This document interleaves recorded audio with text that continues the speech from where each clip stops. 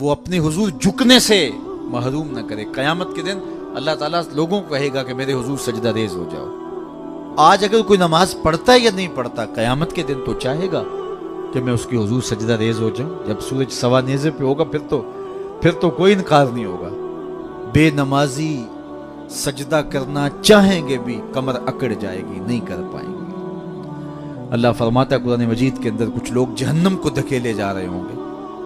ان کے ملنے والے کوئی راستے میں ملیں گے، ان کو کہیں گے ما سلککم فی سقر، تم جہنم میں کیوں جا رہے ہو؟ تو وہ کیا کہیں گے؟ لم نکو من المصلین، ہم نماز نہیں پڑھا کرتے.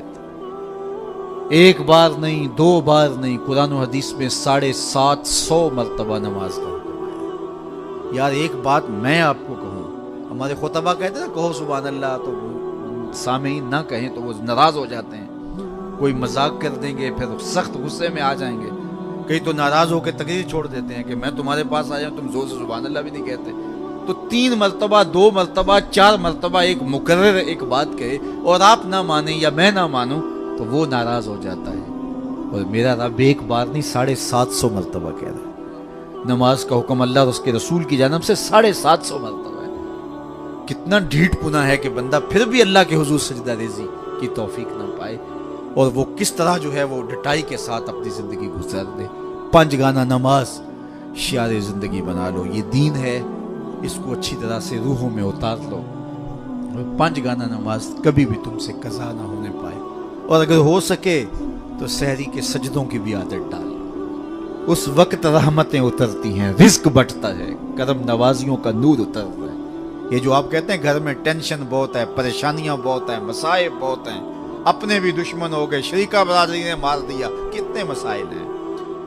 آپ سجدے تہجد کے ادا کرنے شروع کر دیں، روح کو قرار آ جائے گا، باطن کو چین آ جائے گا. ایک روایت میں آتا ہے حدیث پاک میں کہ جب سحری کا وقت ہوتا ہے تو شوہر اٹھتا ہے اور اپنی بیوی کو کہتا ہے اللہ کی بندی تو بھی اٹھ اور اللہ کے حضور سجدہ ریزی کرے.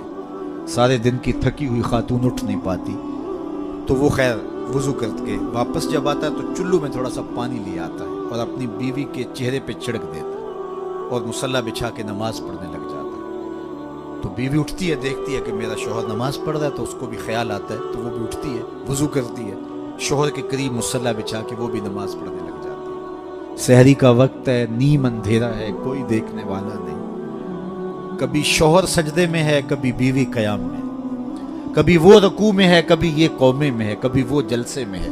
دونوں اللہ کے حضور سجدہ ریزیاں کر رہے ہیں. حدیث پاک میں آتا ہے دونوں کو دیکھ کے رب مسکرا رہا ہوتا ہے. اپنی شان کے مطابق اللہ خوش ہو رہا ہوتا ہے کہ میرا بندہ اور میری دہلیز کی باندی کس قدر میرے حضور سجدہ ریزیاں کر رہے ہیں. تو صاحبو آؤ اپنی پیشانیوں کو سجدوں کے نور سے مالا مال کریں.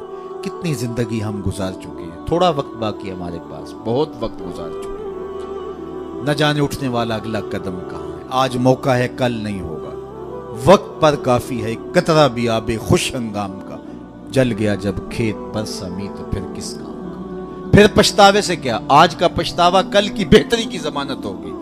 کل کا پچھتاوا حسرت اور دکھ کو بڑھانے کے علاوہ اور کچھ نہیں ہوگا. آج لے ان کی پناہ، آج مدد مانگ ان سے، کل قیامت کو نہ مانیں گے اگر مان گیا. اقبال نے کہا تھا موسم اچھا پانی وافر مٹی بھی زرخیز، جس نے اپنا کھیت نہ سینچا وہ کیسا دہقان. آج موقع ہے، آج فرصت ہے. وہ ایک فقیر تھا، وہ بازار میں کھڑا رو رہا تھا تو کسی نے روک کے کہا بابا کسی نے مارا ہے؟ کہا نہیں کوئی ایسی بات نہیں ہوتی. کیوں رو رہے ہو؟ کہا بس ان کے رویے نے رلا دیا. کیا مطلب؟ کہا گزر رہا تھا، ان کو دنیا میں کھوئے ہوئے دیکھا، دل میں ترس جاگا تو میرے خیال میں آیا ان بندوں کی رب سے صلح نہ کروا دوں. تو پھر کہا میں نے اس سے بات کی تو آواز آئی لے آ میری چوکھٹ پہ، ایک آنسو سے سارے گناہ معاف کر دو. لے آ میری چوکھٹ. میں بڑا خوش ہوا، بہت خوش ہوا، اور میں نے ان سے کہا کہ آؤ اس کی چوکھٹ پہ، وہ تو معاف کرنے پہ آمادہ ہے. تو میں تو بڑی خوشی سے ان کو یہ خبر دی. یہ الٹا میرا مذاق اڑانے لگے. جا بابا کام کر، تجھے کیا پتا دنیا داری کیا ہوتی ہے، بچے بھی تو پال لیں، تم آ کے ہمارے سر پہ کھڑے ہو گئے. یہ الٹا میرا مذاق اڑانے لگے، مجھے کوسنے دینے لگے. وہ تو مان رہے، یہی نہیں مان رہے. تو مجھے ان کے رویے پہ رونا آ گیا. اگلے دن وہی شخص قبرستان کے قریب سے گزرا، دیکھا کہ وہی بابا قبرستان میں کھڑا رو رہا ہے. تو پھر رک گیا، کہا بابا بازاروں میں بھی روتا ہے، قبرستانوں میں بھی روتا ہے. آج کیا ماجرا ہوا؟ کہا کہانی کل والی ہے. کہا کیا مطلب؟ کہا کل ان سے مایوس ہو گیا، آج صبح اٹھا تو ادھر آ گیا.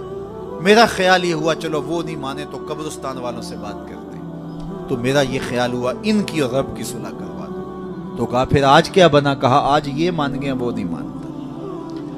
آج وہ مان رہا ہے ہم بھی مان جائیں. کل ہم مانیں گے لیکن وہ نہیں مانیں گے. قبل اس سے کہ وہ وقت آئے کوئی حجت باقی نہ رہے. تھوڑا سا وقت ہے. وہ کسی نے کہا نا اج سا بھی نے کھلے راہ بھی نے انج ٹوک نوکھڑے ٹکڑے نہیں.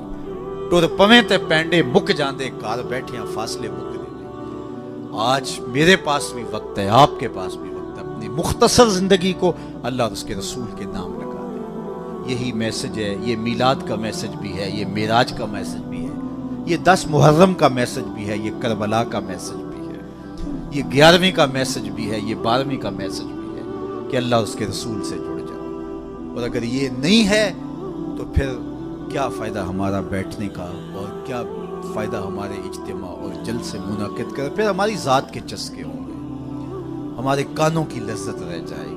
میں آؤں گا تو آپ کھڑے ہو جائیں گے، نعرے لگائیں گے، میرا نفس پلتا رہے گا کیا بات ہے میں تو بہت بڑا ہوں.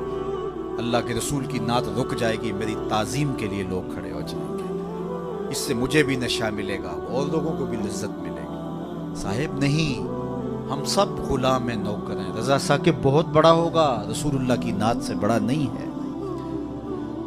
حضور نے ارشاد فرمایا جو شخص یہ چاہے کہ لوگ میرا کھڑے ہو کے استقبال کریں وہ اپنا ٹھکانہ جہنم میں تلاش کر لے. یہ چھوٹی وعید ہے، یہ رونگٹے کھڑے کر دیتی ہے.